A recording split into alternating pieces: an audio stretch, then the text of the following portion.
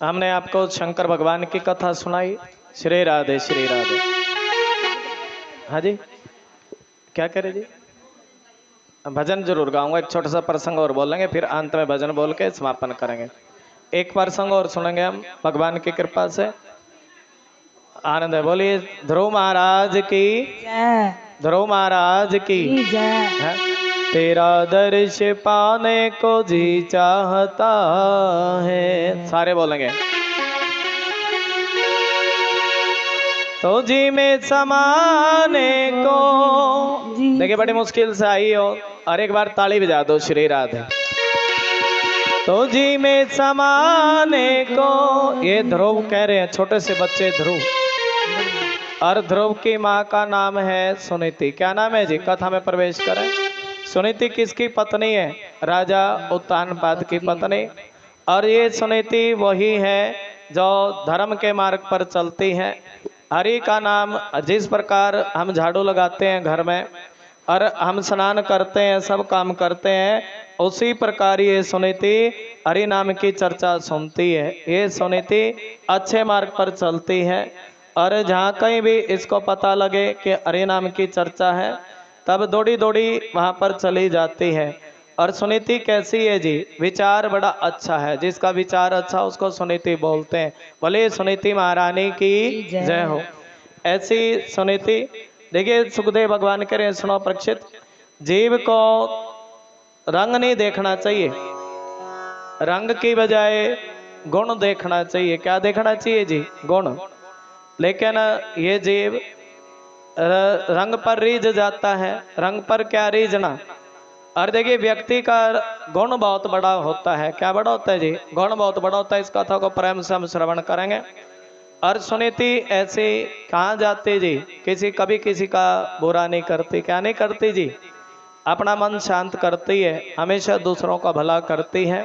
और ये कथा के माध्यम से हम समझेंगे, भला करती हमेशा ही। और रंग से काली है, लेकिन राजा उत्तानपाद इसके गुणों से प्रेम नहीं करते। इससे प्रेम करते हैं जी? इसके गुणों से प्रेम नहीं करते। अरे ये काली है तो इससे इतना ज्यादा प्रेम नहीं करते। देखिए व्यक्ति को गुण देखना चाहिए, ये भागवत कह रही है। और लेकिन वो तो उसने, राजा उत्तानपाद ने, ये देखिए काफी, सुनीति के पास कोई संतान भी नहीं है तब, लेकिन ये अपने पति की हर एक भावना को अपने पति से कहने लगी, सुनो पति देव, अब बहुत समय बीत गए विवाह को, मेरे पास तो कोई संतान नहीं है, और तुम कोई दूसरा विवाह कर लो। तब राजा उत्तानपाद ने गौरी कन्या को देखा। गौरी कन्या को देखा, उस गौरी कन्या का नाम है सुरुचि। क्या नाम है जी? उस गौरी कन्या को अपने घर लेकर के आए। और वो गौरी कन्या ऐसी जब लेकर के आए, तब नगरवासियों ने बताया, सुनो राजा जी, आप तो पिता बन गए, आपके यहाँ एक सुंदर से लड़के ने जन्म लिया है, नाम है ध्रुव। बोलिए ध्रुव महाराज की। लेकिन वो जिसको नाम, क्या नाम, किसको लेकर के आए थे जी? सुरुचि को। और वो सुरुचि छोटी पत्नी कहने लगी, सुनो राजा जी, या तो अब मैं आ गई हूँ, इस घर के मालकिन मैं हूँ, और पहले आप इस बड़ी पत्नी को घर से बाहर निकालो, तभी मैं इस घर में रहूंगी। और राजा उत्तानपाद ने, देखिए उस पर रीझ रहे थे, तब अपनी बड़ी पत्नी को घर से बाहर निकाल दिया, संतों के पास रहने लगी। और परिणाम क्या हुआ कि कोई संतान नहीं हुई सुरुचि को भी। और तब संतों के जब सत्संग किया, संत लोग कहने लगे, सुनो सुनीति, तुम इतनी चिंतित क्यों हो? देखिए पहली भाव तो संतों की कृपा से ध्रुव हुए थे। किसकी कृपा से जी? संतों की कृपा से। ये तो पहले भी सत्संग में जाती, एक बार सत्संग में गई, प्रसाद लिया, संतों के चरण स्पर्श किए, और संतों से कहने लगी कि मेरे पति इस बात से दुखी रहते हैं कि मेरे पास कोई बेटा नहीं है। तब संतों ने आशीर्वाद दे दिया, तब पुत्रवती भव। और तभी ध्रुव प्रकट हुए, ध्रुव पैदा हुए। और वही भाव जब दूसरी बार सत्संग में गई, तब भी संतों ने पूछ लिया, सुनीति, अरे तुम तो भजन करती हो, क्या है सत्संग में जाती हो, तुम्हें किस बात का दुख है? क्या बताऊं, मेरे पास संतान है, लेकिन मेरी सौत के पास कोई संतान नहीं है। ऐसी कृपा करो कि मेरी सौत के पास भी संतान। क्यों? नाम सुनीति है ना। बोले सुनीति महारानी की जय हो। सुनीति कह रही है, कहने लगी, सुनो संतों, कि मैं जानती हूँ कि मेरी सौत की वजह से मुझे घर से बाहर निकलना पड़ा, जंगलों में रहना पड़ा, और ये इतने दुख मुझे मेरी सौंत की वजह से देखने पड़े, लेकिन उसने मुझे कितना भी दुख दिया हो, लेकिन मैं यही मनोकामना करती हूँ कि हे प्रभु मेरी सौंत का भला करना। और संतों की कृपा से सौंत के यहाँ भी एक लड़के ने जन्म लिया, उत्तम। और भाव सुने, एक दिन की बात, उत्तम अपने पिता की गोद में जाकर के बैठ गया। और जैसे उत्तम अपने पिता की गोद में जाकर के बैठा, और तभी सुरुचि ने उत्तम को अपने उसके पिता की गोद से नीचे उतार दिया, ध्रुव जी को पिता की गोद से नीचे उतार दिया। और ध्रुव से कहने लगी सुनो ध्रुव, अरे पिता तो तुम्हारे यही हैं, लेकिन मैं तुम्हारी माँ नहीं हूँ। और पहले भगवान का भजन करो, और उसके बाद जब तुम परमात्मा का भजन करोगे, और तब मैं तुम्हारी माँ बनूंगी, मेरी गोद में, मेरी कोख में बैठने के, मेरी गोद से जन्म लेने के अधिकारी बनोगे। और ऐसी प्रार्थना भगवान से करना। और तभी ध्रुव रोता रोता अपनी माँ के पास गया, सुनीति के पास। क्या लगा, सुनो माँ क्या बताऊं, आज मेरे पिता ने, मेरी माँ ने, आज मेरी छोटी माँ ने मुझे मेरे पिता की गोद से नीचे उतार दिया। और मेरी माँ ने मुझे बोला है कि पहले तुम परमात्मा का भजन करो, उसके बाद तुम मेरी गोद में बैठने के अधिकारी, इस राज्य के उत्तराधिकारी बनोगे। ये पिता तो तुम्हारे यही है, लेकिन मैं तुम्हारी माँ नहीं हूँ। और तब माँ कहने लगी, ध्रुव रोने लगे, छोटे से बच्चे, 5 साल के बच्चे। और माँ ने सब, सुनीति तो भजन करती है, सुनीति जानती है कि असली पिता तो वो परमात्मा है। कौन है जी? और सुनो ध्रुव, अरे किस पिता की गोद में बैठना चाहते हो? ये जो तुम्हारा एक जन्म का पिता है, और असली पिता तो तुम्हारे वो परमात्मा है। और तुम्हारी माँ ने तुम्हें ठीक तो कहा है कि पहले तुम उस परमात्मा का सुमरन करो। माँ कह रही है क्या सुमरन करो जी? सुमरन करो। अरे उस पिता परमात्मा की गोद में जो एक बार बैठ जाए, उसे फिर कभी नीचे उतरना। और साधन भी क्या है? उस भगवान का भजन करो। क्या करो जी? आप देखिए छोटे से बच्चे भगवान का भजन करने के लिए चले हैं, छोटे से बच्चे। और उस ध्रुव की खोज में जिस समय भजन करने के लिए मिले, चले।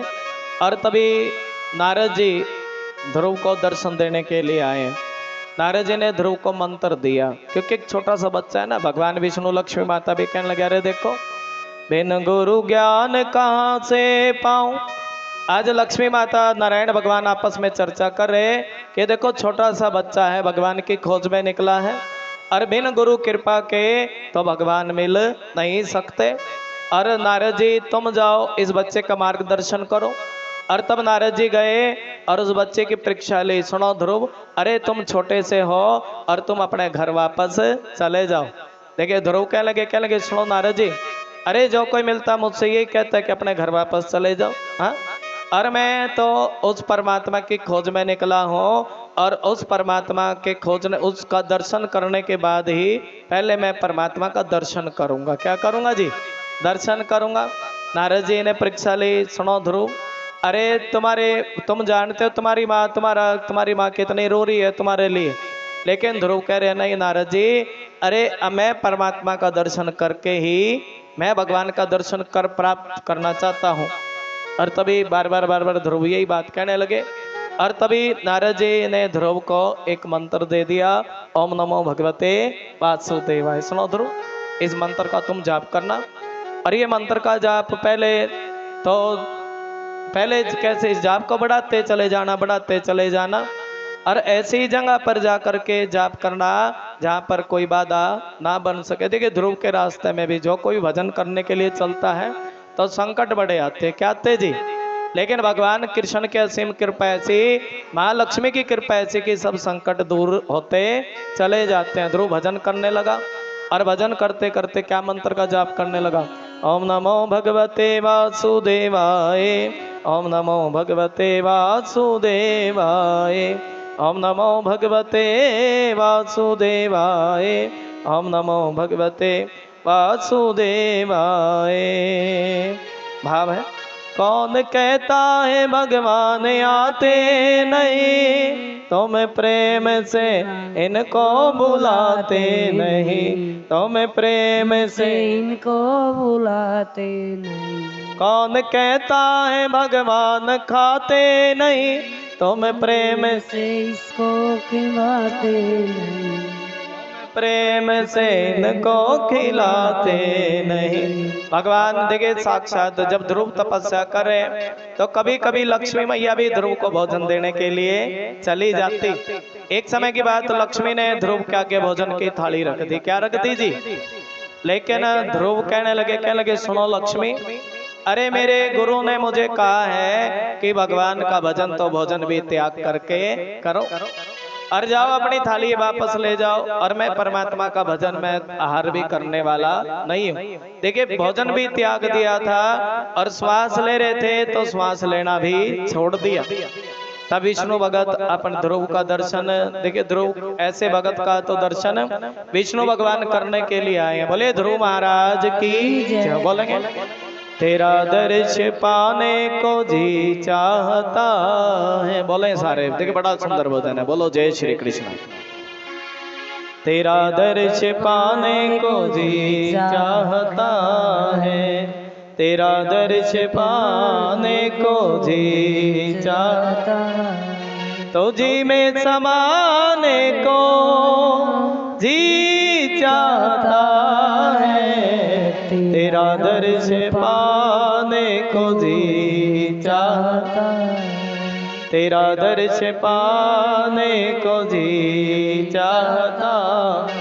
उठा शाम तेरी मोहब्बत का दरिया, उठा शाम तेरी मोहब्बत का दरिया। दाना तो के ताली बजा कर बोलेंगे मेरा डूब जाने को जी चाहता है। दाना तो की ताली बजा कर श्री राधे हरि बोल।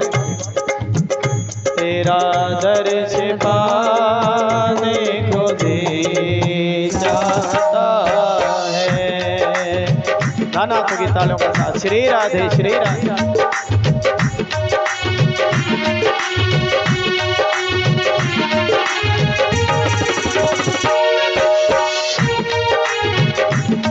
ध्रुव के मन में लगन लगी, हमारे मन में भी लगन लगी है। बोलिए ध्रुव महाराज की जय।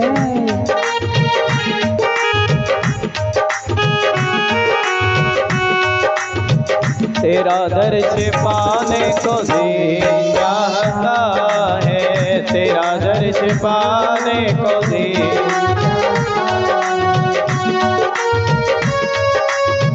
तो जी में समाने को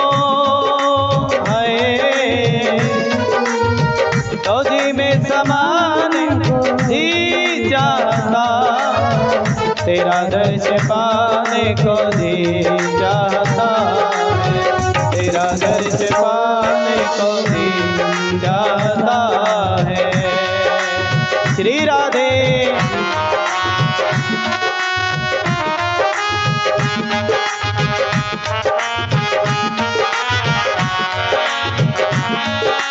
कितना भाव है।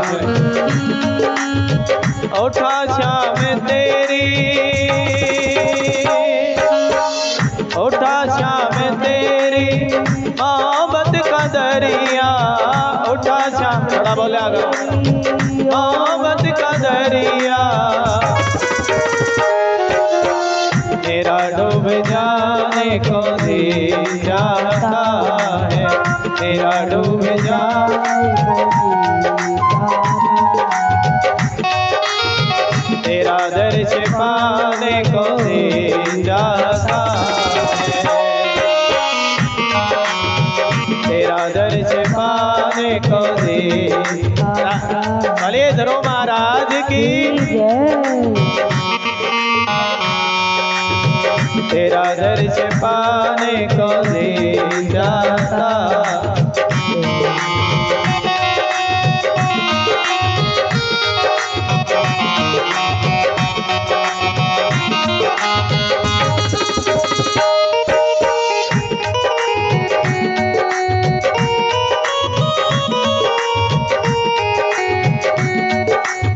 पिला दो मुझे मस्ती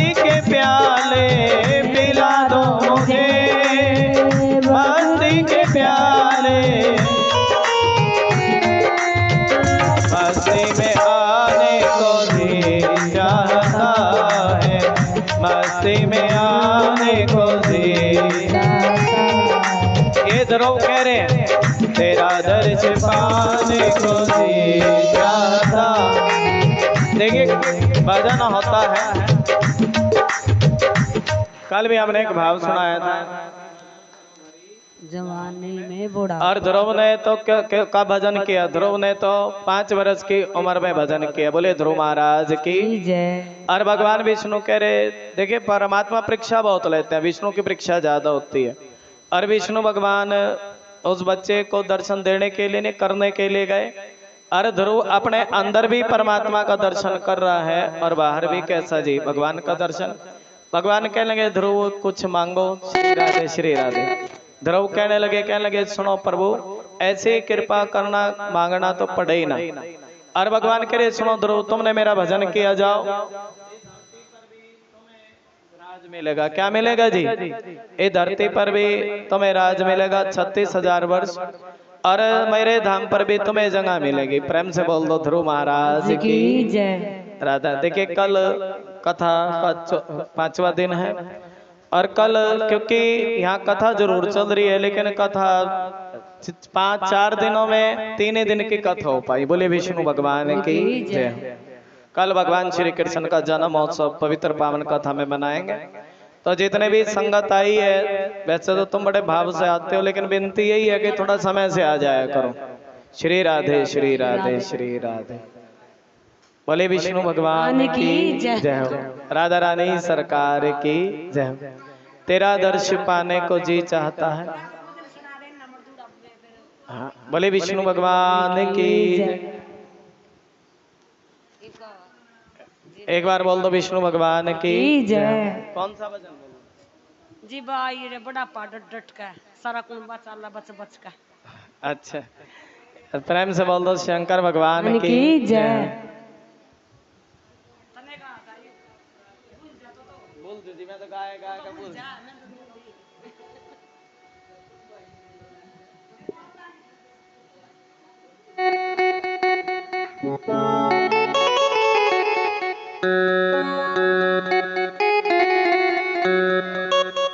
बोले विष्णु भगवान की जय, राधा रानी सरकार की। भजन पता नहीं, श्री राधे श्री राधे श्री राधे।